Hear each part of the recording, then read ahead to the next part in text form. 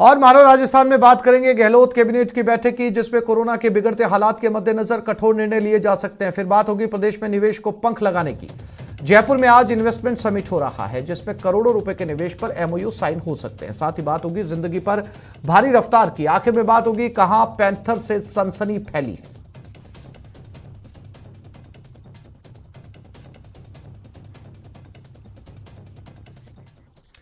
Corona की बार action में सरकार, गहलोत कैबिनेट और मंत्रिपरिषद की बैठक है। थोड़ी देर में सीएमआर में बैठक होगी। दोपहर 2 बजे मंत्रिपरिषद की बैठक होगी। कोरोना के हालातों को लेकर चर्चा संभव है। कुछ और कड़े फैसले भी राजस्थान सरकार ले सकती है।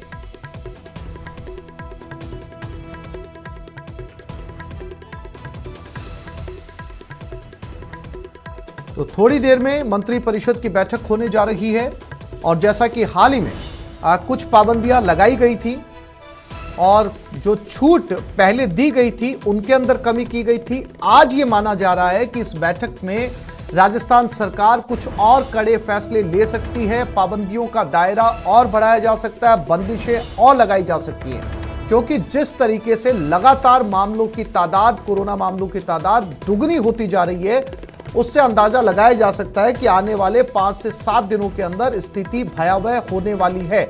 इसी के चलते ये बैठक की जा रही है और इस बैठक में आम जनता से जुड़े हुए फैसले लिए जा सकते हैं। एक बार फिर से पूरा देश कोरोना की तीसरी लहर में दाखिल हो चुका है और हर स्टेट में मामले बढ़ते जा रहे हैं। 23 से ज्यादा राज्यों के अंदर ओमिक्रॉन के मामले बढ़ते जा रहे हैं। हालांकि मेडिकल सुविधाएं हर जगह दुरुस्त की गई हैं, लेकिन बावजूद उसके ज्यादा भीड़ ना हो, लोग ज्यादा ना जुटे, इस बात का इस बैठक में खास तौर पर मंथन किया जाएगा कि किस तरीके से लोगों की भीड़ जो है वो कम से कम जुटे, लोग कम इकट्ठा हो, या फिर स्कूल कॉलेजेस शादी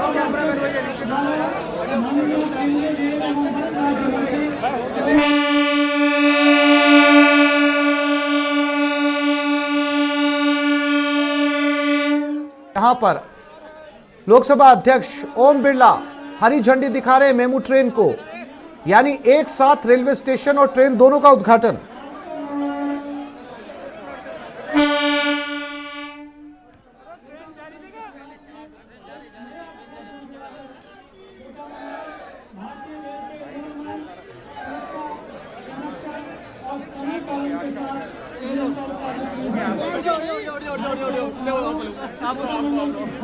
सोगरिया रेलवे स्टेशन की तस्वीरें हैं जहां पर हरी झंडी दिखा दी गई है और कुछ ही देर के अंदर ये मेमू रेल रवाना हो जाएगी।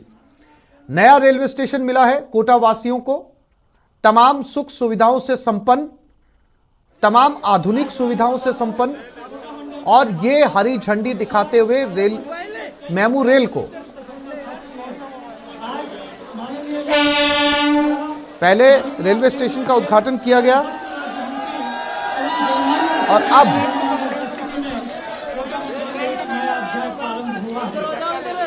हरी झंडी दिखाने के बाद में रेल अपने गंतव्य स्थल की ओर चल चुकी है। रेलवे स्टेशन के साथ साथ कोटा वासियों को नई रेल भी मिली है। वेस्टर्न सेंट्रल रेलवे के जोन में आता है कोटा मंडल।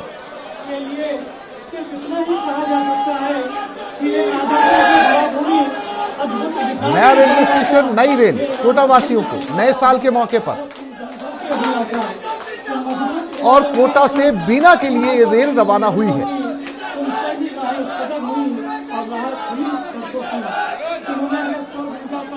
आप देख सकते हैं पहले ही दिन यात्रियों से लबालब भरी हुई ये रेल।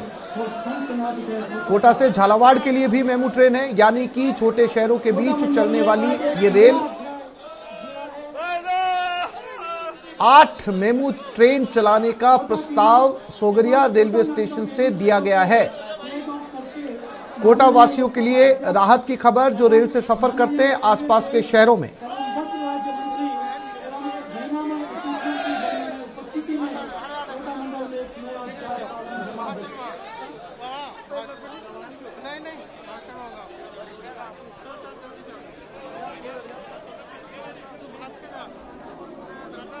आपका बहुत बहुत धन्यवाद। आगे का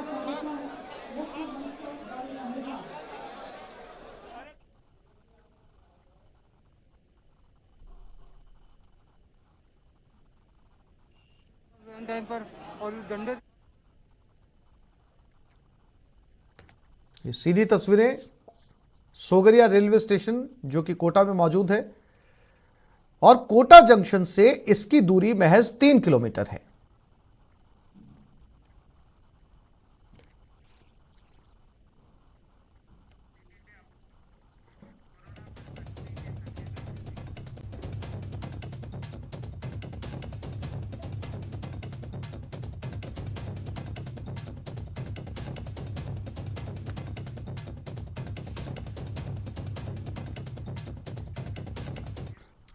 और कोरोना पर सख्ती के संकेत मिल रहे हैं। बैठक से पहले प्रताप सिंह खाचरियावास का बयान, कोरोना के बढ़ते मामलों पर सीएम गहलोत बेहद गंभीर है। बैठक में कुछ कठोर फैसले लिए जा सकते हैं।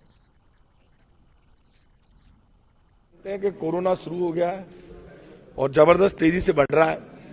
हमारी जिम्मेदारी है कि कोरोना से लोगों का बचाव करें और आप इस बात को तो जानते हैं, पूरी सरकार, मुख्यमंत्री खुद कोरोना को लेकर बहुत सीरियस है। तो आपको नए कदम देखने को मिल सकते हैं कि कैसे कोरोना से बचाव किया जा सकता है, वो सब आप। इसी खबर पर ज्यादा जानकारी के लिए बात करते हैं हमारे संवाददाता दिनेश शर्मा के साथ। दिनेश, बैठक कुछ ही देर में शुरू होने वाली है और ये मानकर चला जाना चाहिए दिनेश कि जिस हिसाब से मामले लगातार बढ़ते जा रहे हैं और राजधानी जयपुर हॉटस्पॉट बन चुका है और दूसरे जिलों के अंदर भी लगातार मामले दोगुने आते जा रहे हैं और आज ये बैठक तो राजस्थान वासियों को कुछ पाबंदियों और कुछ बंदिशों के लिए अब तैयार रहना चाहिए। दिनेश,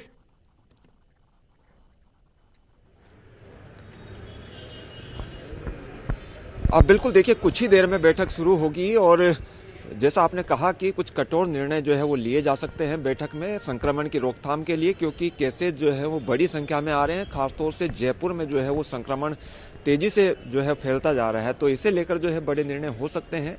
आज पीसीसी में जनसुनवाई थी, मंत्री प्रताप सिंह खाचरियावास और राजेंद्र यादव यहाँ पर आए, उनसे हमने बात की कि भाई किस तरह के निर्णय जो है हो सकते हैं। तो दोनों मंत्रियों ने कहा कि जिस तरीके से संक्रमण फैल रहा है वो चिंता का विषय है और सरकार इसे लेकर गंभीर है। सीएम अशोक गहलोत खुद गंभीर है और कठोर निर्णय जो है वो लिए जा सकते हैं बैठक के बाद में। लेकिन ये निर्णय क्या होंगे ये मुख्यमंत्री ही तय करेंगे। मंत्रिपरिषद की बैठक में चर्चा होगी मंत्रियों के साथ में और उसके बाद मुख्यमंत्री जो है वो निर्णय लेंगे कि किस तरह की पाबंदियां प्रदेश में और लगाई जा सकती है। जो माना जा रहा है ये तय है कि बैठक जो है उसमें खास तौर से प्रमुख मुद्दा जो है वो कोरोना को लेकर ही रहने वाला है। कोरोना पर पूरी चर्चा होगी। इसके साथ ही ग्रामीण विकास और पंचायती राज विभाग का भी एक प्रस्ताव है जिस पर जो है वो मुहर लग सकती है। लेकिन प्रमुख जो मुद्दा है वो कोरोना, जिस तरीके से केसेज लगातार बढ़ते जा रहे हैं वो चिंता का विषय है पूरे प्रदेश के लिए और उसकी रोकथाम के लिए कुछ कड़े निर्णय और लिए जा सकते हैं। और ये माना जा रहा है कि वीकेंड कर्फ्यू जैसी व्यवस्था पहले जैसे थी प्रदेश में, उस तरह की व्यवस्था फिर से जो है शुरू की जा सकती है। व्यावसायिक गतिविधियों को कुछ सीमित किया जा सकता है और कुछ पाबंदियां जो है वो आयोजनों पर लगाई जा सकती है। लेकिन ये निर्णय क्या होंगे ये अभी मंत्रिपरिषद की बैठक के बाद में तय हो पाएगा। लेकिन बात यही है कि चिंता जो है वो लगातार बनी हुई है। जिस तरीके से केसेज लगातार गुणात्मक वृद्धि कर रहे हैं, केस जो है वो लगभग डबल जो है होते जा रहे हैं और संक्रमण की दर है वो बहुत ज़्यादा है। दिल्ली के बाद में जयपुर में सबसे ज़्यादा संक्रमण की दर है। 5% से ज़्यादा जब संक्रमण की दर होती है तो ये कहा जाता है कि कम्युनिटी स्प्रेड है और महामारी अनियंत्रित है। तो इससे लेकर जो है इसकी रोकथाम की जाए, इससे लेकर कुछ कड़े फैसले जो है वो जरूर करने होंगे और इसीलिए ये बैठक हम कह सकते हैं कि आज बुलाई गई है। चर्चा होगी, गंभीर मंथन होगा पूरी चर्चा के दौरान। दिनेश, अगर पुराने तजुर्बे के आधार पर बात की जाए, जो पुराना अनुभव है सेकंड वेव जिस समय आई थी उस समय जब इसी तरीके से मामले बढ़े थे और राज्य सरकार ने बैठक की थी तो कुछ ऐसे फैसले या पाबंदियां लगाई गई थी जो आम सार्वजनिक जगहों से जुड़ी हुई थी, जहां पर ज्यादा भीड़ होती थी, चाहे वो रेस्टोरेंट की भीड़ को ले लीजिए या फिर जिम को ले लीजिए। ऐसे बहुत सारे संस्थान जहां पर सरकारी दफ्तर हो गए, प्राइवेट दफ्तर हो गए, जहां पर कैपेसिटी को बिल्कुल कम कर दिया गया था, 10 से 50% के बीच में लाया गया था। क्या उन्हीं बंदिशों की उम्मीद की जाए इस बैठक से, क्योंकि मामले जो है वो लगातार बढ़ रहे हैं?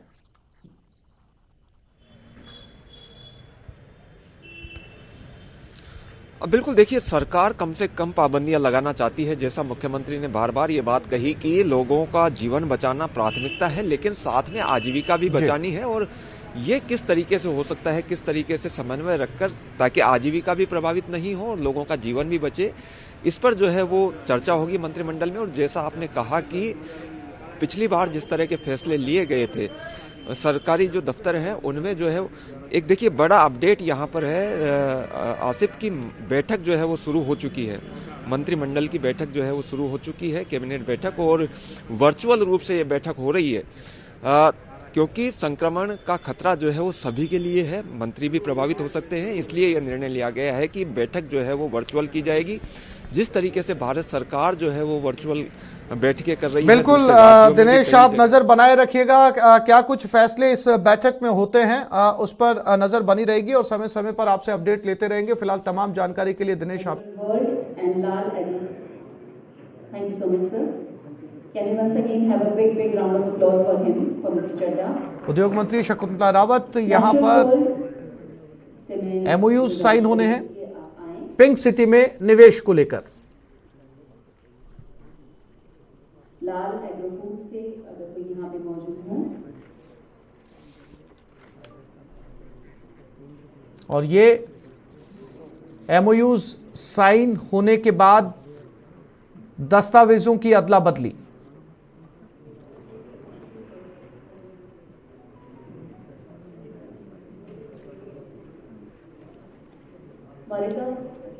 लाल एग्रो फूड से विश्वम्भरम विधायक रफीक खान भी मंच पर मौजूद हैं, अमीन कागजी भी यहां पर नजर आ रहे हैं,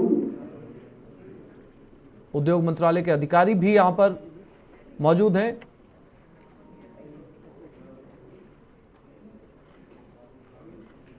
invest Jaipur summit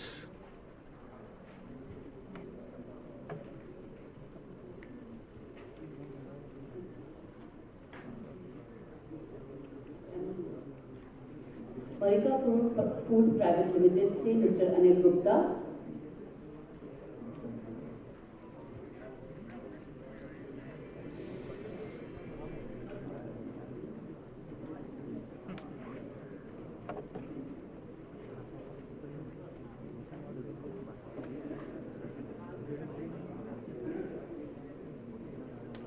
Marika food private limited से mister Anil Gupta, he is around. Poddar pigment limited से आपका इन्वेस्टमेंट 100 जयपुर से सीधी लाइव तस्वीरें समिट की। पिंक सिटी में निवेश को लेकर यह आयोजन किया जा रहा है, invest Jaipur summit. Podar pigment limited से श्री विमल कुमार चौधरी जी से मैं रिक्वेस्ट करूंगी कि आप मंच पर आएं।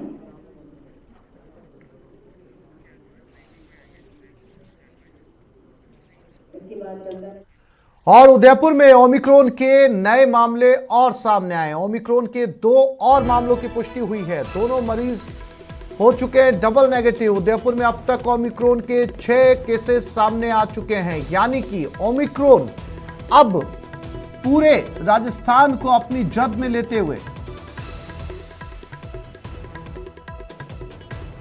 ओमिक्रॉन के 6 मामले अब तक सामने आ चुके हैं। 2 नए मामलों की पुष्टि उदयपुर के अंदर।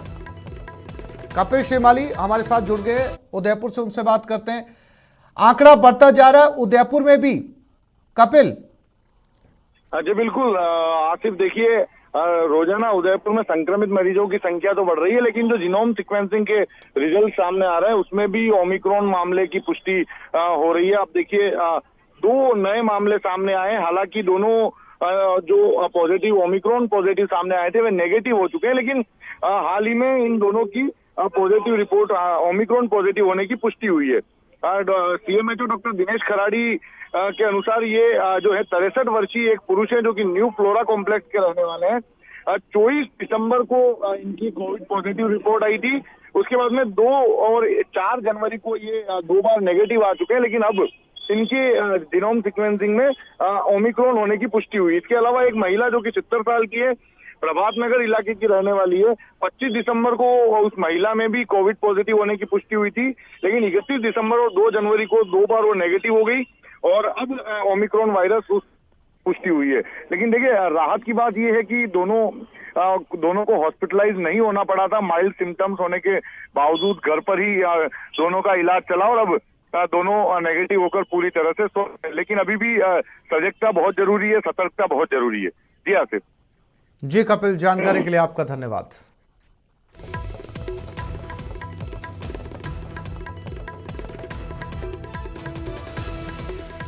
और ये खबर बीकानेर से, अंतर्राष्ट्रीय ऊंट उत्सव पर कोरोना का साया। 3 दिवसीय उत्सव पर रोक लग गई है। कलेक्टर नमित मेहता की अनुशंसा पर पर्यटन विभाग ने इस उत्सव को निरस्त कर दिया। धोरों पर अब ऊंट नहीं नाचेंगे। 3 साल से पहले ही इसका आयोजन नहीं हुआ और इस बार भी ऊंट महोत्सव को रद्द किया गया है। इस ऊंट महोत्सव की ख्याति देश विदेश में है। विदेशों से भी सैलानी इस महोत्सव में शामिल होने के लिए आते हैं। फिलहाल इसे रोक दिया गया है कलेक्टर की अनुशंसा पर, क्योंकि लगातार बढ़ते हुए मामलों को देखते हुए यह फैसला लिया गया है। पर्यटन विभाग ने इस महोत्सव को निरस्त कर दिया। और डूंगरपुर में कोरोना ने दस्तक दे दी है। 4 बच्चों सहित 8 नए केस मिले। स्कूली बच्चों में संक्रमण से जिला प्रशासन स्वास्थ्य विभाग में हड़कंप मच गया। स्वास्थ्य विभाग कोरोना संक्रमितों की कॉन्टैक्ट हिस्ट्री खंगालने में जुट गया है। सीएमएचओ ने बताया कि 117 सैंपल में से 8 रिपोर्ट पॉजिटिव आई है।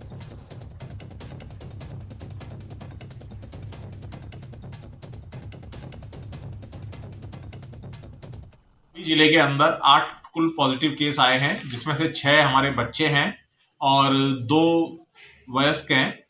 एक वयस्क के घर में बाहर की ट्रैवल हिस्ट्री पाई गई, 2 बच्चों की ट्रैवल हिस्ट्री मिली है। हमारी टीमें वहां पहुंच गई हैं, कॉन्ट्रैक्ट ट्रेसिंग हो गई है, सैंपलिंग का काम चल रहा है, दवाइयां वितरित की जा रही हैं।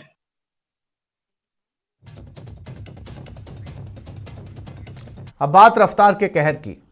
आप टीवी स्क्रीन पर इस कहर की 2 तस्वीरें देख सकते हैं। पहली भीलवाड़ा की, सड़क हादसे में एक ही परिवार के 4 लोगों की मौत हो गई। दूसरी तस्वीर कोटपुतली की, हरियाणा रोडवेज की बस ने पिकअप वैन को टक्कर मार दी, जिससे वैन में सवार 6 लोग घायल हो गए।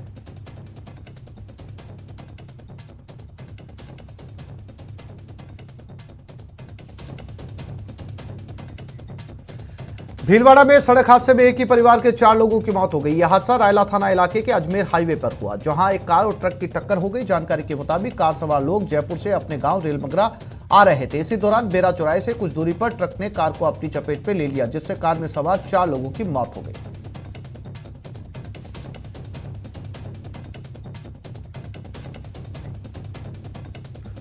कोटपुतली में सड़क हादसे में 6 लोग घायल हो गए। हादसा शाहपुरा थाना इलाके में रजनीश हॉस्पिटल के सामने हुआ, जब हरियाणा रोडवेज की बस ने पिकअप वैन को टक्कर मार दी, जिससे वैन में सवार 6 लोग घायल हो गए। सूचना पर शाहपुरा पुलिस के साथ आसपास के ग्रामीण मौके पर पहुंचे और घायलों को निजी अस्पताल में भर्ती करवाया।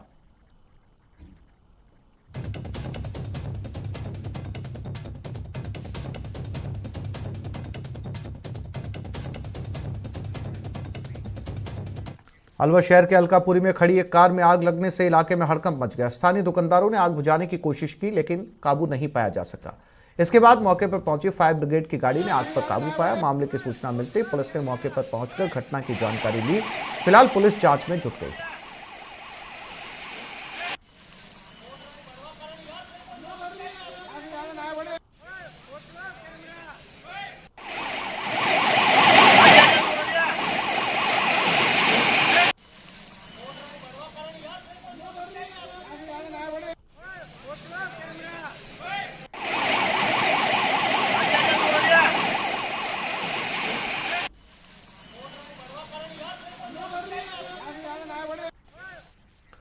जालोर जिले के भीनमाल क्षेत्र में पिछले 5 दिनों से पैंथर के मूवमेंट से लोग दहशत में हैं। ये पैंथर 5 दिनों के अंदर 3 लोगों पर हमला कर चुका है।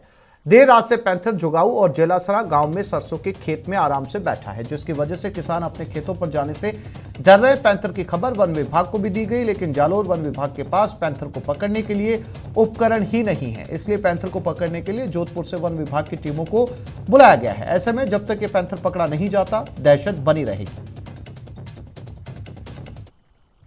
की वन विभाग की टीम के हाथ खाली है। वजह यही है कि यहाँ के वन एवं पर्यावरण मंत्री इसी जिले से रहे, लंबा कार्यकाल गुजरा, लेकिन जिले को ही किसी भी प्रकार की सहूलियत नहीं दे पाए और जिसका हर्जाना है स्थानीय ग्रामीण भुगत रहे हैं। आप साफ तौर से देख सकते हैं कि ग्रामीणों के खेतों में, किसानों के खेतों में एक के बाद एक पैंथर आ रहा है, दहशत मचा रहा है, ग्रामीणों पे हमला कर रहा है। वजह यह है हमारे यहाँ पर इक्विपमेंट नहीं है, इसकी वजह से आए दिन लोग चोटिल हो रहे हैं, लेकिन अभी तक किसी भी तरीके की प्रॉपर व्यवस्था नहीं होने की वजह से आए दिन इस तरीके के हादसे सामने आ रहे हैं। पड़ोसी राज्य गुजरात से यहाँ पर पैंथर आ जाते हैं और उसके बाद ग्रामीणों पर हमला करते हैं और उसके बाद जो जोधपुर सिटी में आती है फिर रेस्क्यू ऑपरेशन शुरू होता है और उसके बाद जो है पूरी तरीके से प्रोसेस शुरू होती है। निश्चित तौर से बड़ी बात यही है कि वन विभाग के पास अगर प्रॉपर तरीके से इक्विपमेंट हो तो जिस तरीके से आने वाले दिनों में जो पैंथर की दहशत है उससे निजात जरूर मिल सकती है। श्याम बिश्नोई, न्यूज़ 18, जालौर।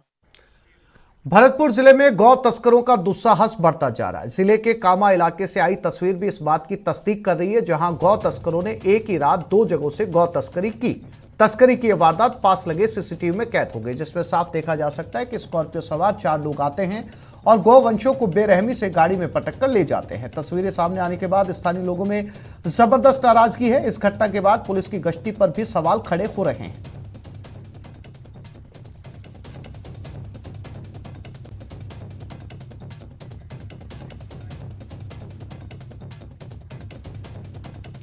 चोरों ने कोटपुतली के चाकसू कस्बे के इंदिरा बाजार में ज्वेलरी की एक दुकान पर धावा बोला और 300 ग्राम चांदी के साथ कैश चुरा कर ले गए। चोर सीसीटीवी कैमरा भी साथ ले गए। घटना के बाद मौके पर पहुंची पुलिस को लोगों की नाराजगी का सामना करना पड़ा। लोगों ने पुलिस गश्ती पर भी सवाल उठाए।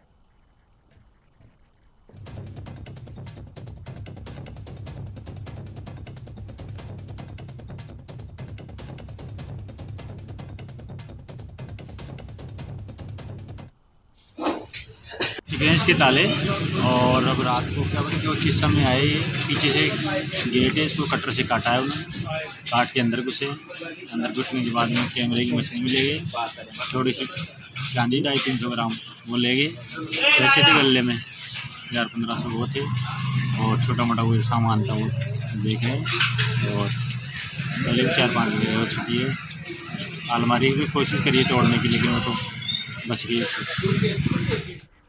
अब एक ऐसी खबर की बात करते हैं जो सावधान करती है, वाहन चालकों को रोड टैक्स के फर्जीवाड़े से बचाती है। राजस्थान के सरहदी सीमा पर रोड टैक्स के नाम पर सरेआम फर्जीवाड़ा किया जा रहा है। यहां ऑनलाइन रोड टैक्स जमा करने के बड़े बड़े बोर्ड वाहन चालकों, पर्यटकों को गुमराह कर रहे हैं। हर रोज सड़कों की सैकड़ों की तादाद में गुजरात, महाराष्ट्र से राजस्थान में वाहन आते हैं, लेकिन ई मित्र संचालकों के नाम पर अपनी दुकान चला रहे हैं। ये नटवर लाल इन वाहन चालकों से वसूली करते हैं और उन्हें फर्जी रसीद थमा देते हैं। जांच के दौरान इस फर्जीवाड़े का कई बार खुलासा भी हो चुका है, लेकिन इन फर्जी टैक्स संचालकों पर शिकंजा नहीं कसा जा रहा। कुछ ही मीटर की दूरी पर राजस्थान गुजरात की सरहद पर पुलिस की कई चौकियां हैं, कई थाने पड़ते हैं, लेकिन ना तो परिवहन विभाग और ना ही पुलिस महकमा इस मामले में कोई कार्रवाई कर रहा है, जिसका खामियाजा माउंट आबू आने वाले पर्यटकों को भुगतना पड़ रहा है।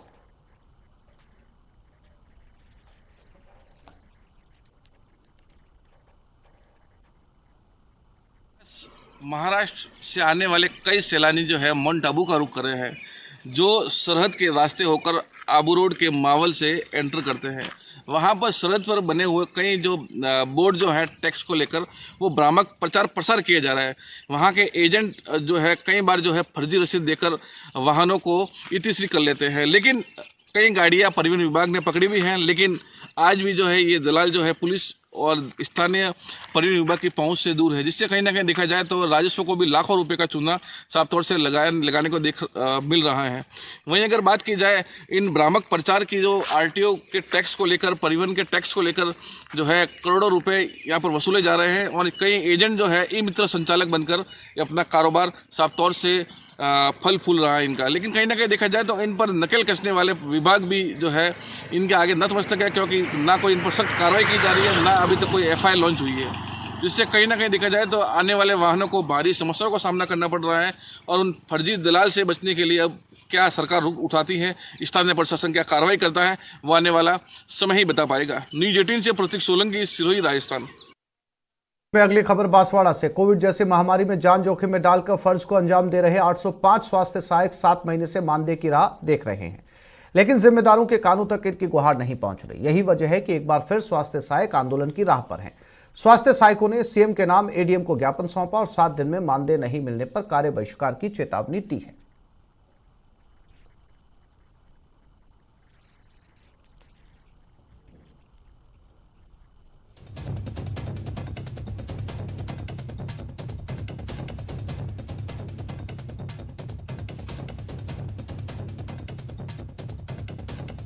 स्वास्थ्य सहायक हैं। अभी तक हमारा जो वेतन है, जब से ज्वाइनिंग हुई अभी तक का वेतन अभी तक लागू आया नहीं। अब अभी कोविड भी आ रही है, हम अपने सर्वे ड्यूटी वगैरह सब हम कर रहे हैं, लेकिन अभी तक हमने 4 से 5 बार ज्ञापन दे चुके, हमारी सुनवाई कोई नहीं कर रहा। हमें कलेक्टर साहब से गुहार है कि हमारे जल्द से जल्द सुनवाई करें और सभी को वेतन टाइम पे मिल जाए। रीट में सफल बीएसटीसी अभ्यर्थियों ने 6 जनवरी को जयपुर में बीजेपी दफ्तर का घेराव का ऐलान किया। दरअसल इस अध्यापक पात्रता परीक्षा में हाईकोर्ट ने बीएसटीसी अभ्यर्थियों के पक्ष में फैसला दिया था और लेवल 1 से बीएड डिग्री धारियों को बाहर करने का आदेश दिया था। इसके बाद बीएड अभ्यर्थी सुप्रीम कोर्ट में इस मामले को ले जाने की तैयारियों में जुटे हैं। वहीं केंद्र सरकार भी इस मामले में सुप्रीम कोर्ट जाने की तैयारी कर रही है। हाल ही के दिनों में पंजाब में केंद्रीय मंत्री गजेंद्र सिंह शेखावत के बयान के बाद एक बार फिर से बीएसटीसी अभ्यर्थियों ने नाराजगी जताई और इसके विरोध में बीजेपी दफ्तर के घेराव का ऐलान किया।